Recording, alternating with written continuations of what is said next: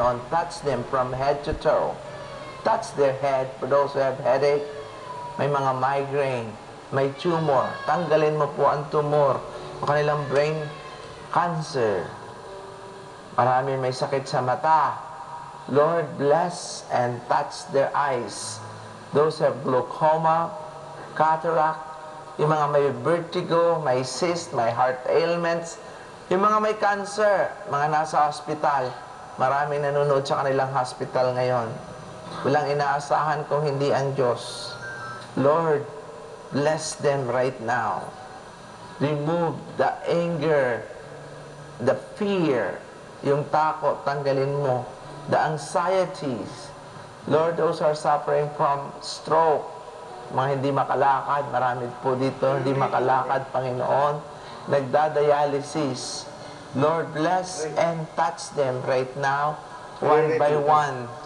Yung mga may diabetes, malabo ang mata, Lord, bless them right now and heal them. Basbasan mo po lahat. Ang mga may cancer, may kidney problems, nagdadialysis, may diabetes, may insomnia, may fracture. Lord, bless them. Yung mga may cyst, may thyroid, Lord, bless and touch them right now. Yung mga hindi magkaanak, yung mga may ulcers, yung mga may knee pain, shoulder pain, back pain, Lord God, right now, bless them.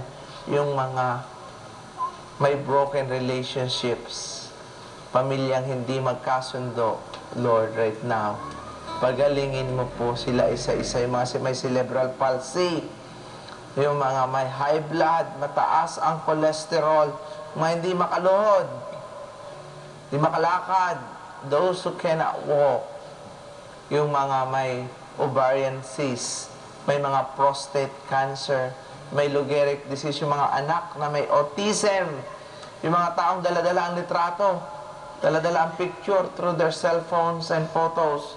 Lord, bless them. Alam namin, Panginoon, na hindi mo kami bibiguin.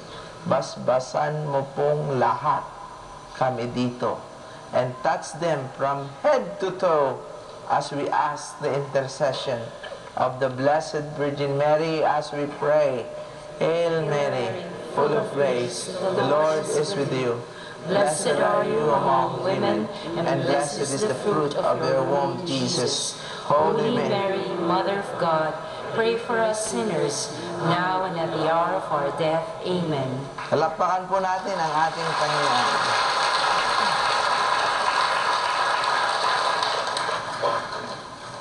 And let us pray.